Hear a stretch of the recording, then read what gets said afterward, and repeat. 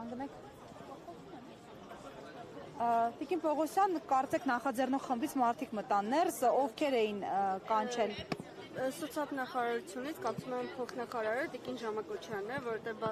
առիթ ենք ունեցի երկու անգամ իրենց հետ հանդիպել, իհարկե անարդյունք, այս դեպքում էլ իհարկե մեծ իլյուզիաներ չեն փայփայում, բայց հույս ունեմ, որ իրենք հաշվի կառնել են կետերը, որոնք մենք իրենց առաջ ենք քաշել։ Եվս մեկ անգամ ուզում եմ շեշտել, որ պետք է իրենք հաշվի առնեն, որ Արցախցին բեռ չէ Հայաստանի Հանրապետության ուսերին, որ իրենք ներկայացնում են բազմաթիվ անգամ։ Հայաստանի Հանրապետությունում գտնվելով Արցախցին, դա ներուժ է։ Իրենք լավագույն ֆիզիկներն են, քիմիկներն են, լավագույն պատմաբանները, չգիտեմ, լավագույն զինվորականները, բժիշկները, պետք է օգտագործել ներուժը, որպեսզի մենք հնարավորություն ունենք պահպանել իրենց այստեղ։ Այսօր մեր դպրոցներում մանկավարժների խնդիր ունենք, շատ ցածր աշխատավարձ է, բայց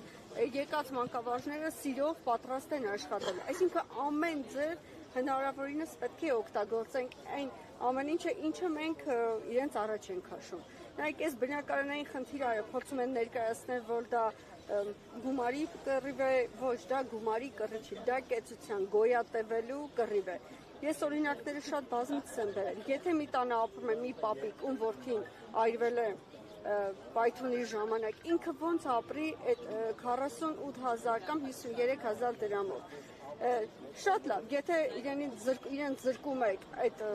գումարներից, խնդրում եմ սոցիալնախարարությունը հաշվի առնի եւ պահի այնքան ժամանակ, մինչեւ որ ինքը կարողանա իր ծախսերը հոգալ։ Այսպիսի խնդիրները շատ են։ Նայեք, երբ որ խոսում եք բազմազավակ ընտանիքների մասին եւ մեղադրանքներ են ներկայացնում, ինչու են այդքան շատ երեխաներ ունեցել, մենք պարտավոր չենք պահել։ Երբ որ այդ կինը, երբ որ այդ ընտանիքը երեխաներ էր ունենում, ինքն ապրում էր Արցախում, իր տանը, մշակելով իր հողը, աշխատելով դպրոցում կամ զինվորական, եւ ինքը սիրով իր 5, 6, 7, 8, 9, նույնիսկ 10 երեխային պահել է գերազանց։ Հիմա հայտնվել ենք մի վիճակում, որ պետք է դուրս գանք, իրար մեղադրելով ոչ մի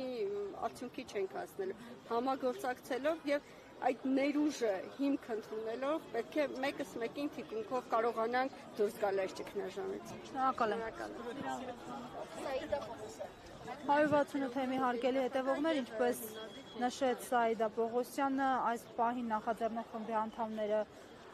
սոցիալնախարարությունում են հավանաբար հանդիպման փոխնախարարի հետ,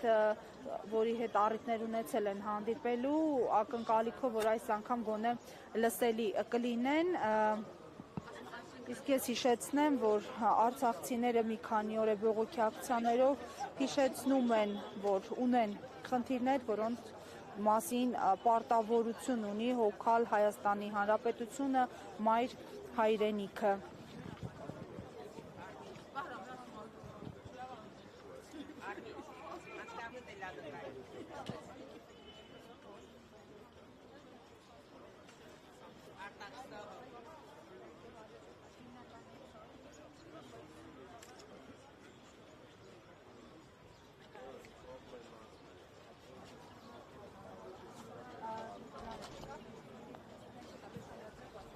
Հայ68 թեմի հարգելի հետևողներ, մեր զրուցակիցը Նարէ Սիմոնյանն է, Արցախից հանրային ակտիվիստ։ Նարէ, մի քանի անգամ նմանատիպ հարցեր եք բարձրաձայնել, կարելի է ասել անարդյունք։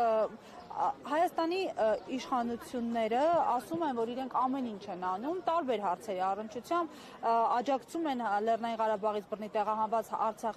մեր հայրենակիցներին, ամեն դեպքում այդ աշխատանքները տեսանելի չեն, ոչ ձեզ համար, ոչ հանրային ու քաղաքական տարբեր շրջանակների համար։ Ինչ է արվում այսօր։ Ամենաակտիվը, այնինչ այս պահին արվում է այս իշխանությունների կողմից, դա արցախցիների նկատմամբ ատելության քարոզն է, որը արվում է ոչ միայն տարբեր պրոիշխանական քարոզիչների կողմից, ոչ միայն կառավարվող կեղծ օգտահաշիվների կողմից, այլև հենց իրենց պատգամավորների մակարդակով։ Տեսել ենք Արսեն Թորոսյանը ինչպես է խոսում արցախցիների մասին, ինչպես է խոսում այս խնդիրների մասին, ինչպես է փորձում ատելություն հրահրել արցախցիների նկատմամբ, էական որևէ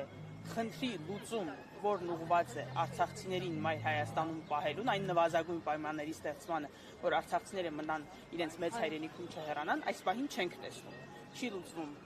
ոչ միայն չի լուծվում, հա, սոցիալական խնդիրները, ոչ միայն շատ անարդյունավետ են ծրագրերը, այլև տեսնում ենք քայլեր, որոնք կարծես թե նպատակուղղված են, որ արցախցիները այս անգամ էլ ստիպված լինեն, չկարողանալով մինիմալ պայմաններ ապահովել, տարբեր բյուրոկրատական խնդիրների առնչվելով ստիպված լինեն հեռանալ Մայր Հայաստանից։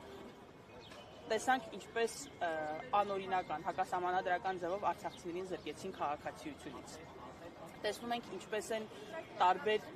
եղանակներով ատելության քարոզանում, մեղադրում։ Տեսնում ենք ինչպես են սոցիալական խնդիրները ել ավելի բարդացնում։ Ամեն ինչ արվում է, խոսում են հայրենադարձությունից, խոսում են նրանից, որ մարդիկ պետք է վերադառնան։ Այս մարդիկ ստիպված, այո, 5 միլիոն բնակչությունից։ Այս մարդիկ արդեն իսկ ստիպված բռնագաղթել են եւ մայր հայրենիքում են։ Չեն ապահովում այն նվազագույն պայմանները, որ մայրը կարողանա իր երեխային կերակրել ու ստիպված չլինի գնալ։ Նույն սոցիալական խնդիրների մասին ասում են շատ եք շեշտում, սոցիալական խնդիրները, այն սոցիալական աջակցությունը, որ այս պահին տրվում է եւ մեծ մասամբ տրվում է դրսից եկող միջոցներով, այն նվազագույն պայմանն է, որ մարդիկ կարողանան այստեղ բնակարան վարձել եւ մնալ։ Այն դեպքում չեն կարողանա,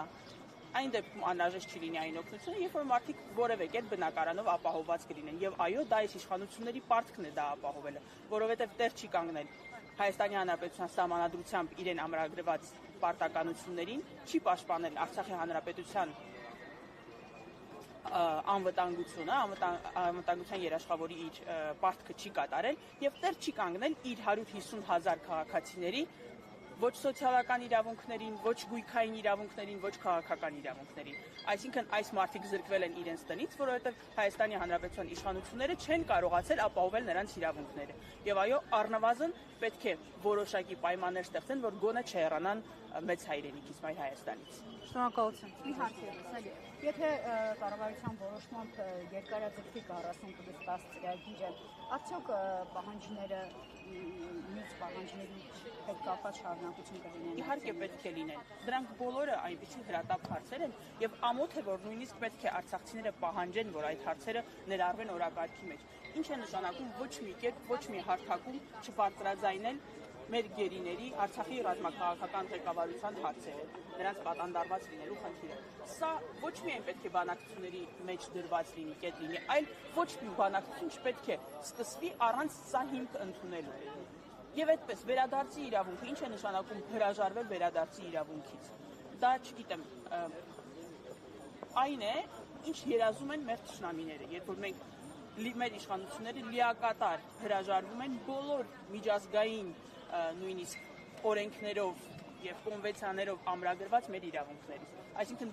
այո, սոցիալական խնդիրն էլ կա, բայց նաեւ շատ կարեւոր է, նույնքան եւ գուցե ավելի կարեւոր են այլ խնդիրները։ Հավաքական վերադարձի իրավունքի խնդիրը, մեր գերիների խնդիրները, ընդհանրապես քաղաքացիության խնդիրը, ես ամենուր ասում եմ, որ պետք է բարձրաձայնել, որ հակասահմանադրական ձևով արցախցիներին զրկել են քաղաքացիությունից։ Կարևոր է խոսել այն ատելության քարոզի մասին, որ իշխանությունները դրդում են արցախցիների նկատմամբ։ Սա անթույլատրելի է եւ պետք է այս իշխանությունները հասկանան, որ սա իրենց համար անհետևանք չի անցնել։ 070 կոդի վերացման արդյոք Արցախահայերի վերադարձը իրատեսական կլինի դեպի Արցախ։ Տեսեք, 070 կոդը այս դեպքում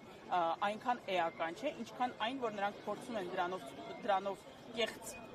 պատկերացում ստեղծել, թե արցախցիները Հայաստանի Հանրապետության քաղաքացիներ չեն եւ դրանով հրաժարվել պաշտպանել նրանց իրավունքները։ Վերադարձի իրավունքը դա այնպիսի իրավունք է, որ այո, միայն անձնագրով չէ, որ ցույց է տրվում։ Նախ այդ անձնագրերը կարող են պահել արցախցիները, չհանձնել, բայց միայն այդ անձնագրով չէ, որ ցույց է տրվում։ Վերադարձի իրավունքը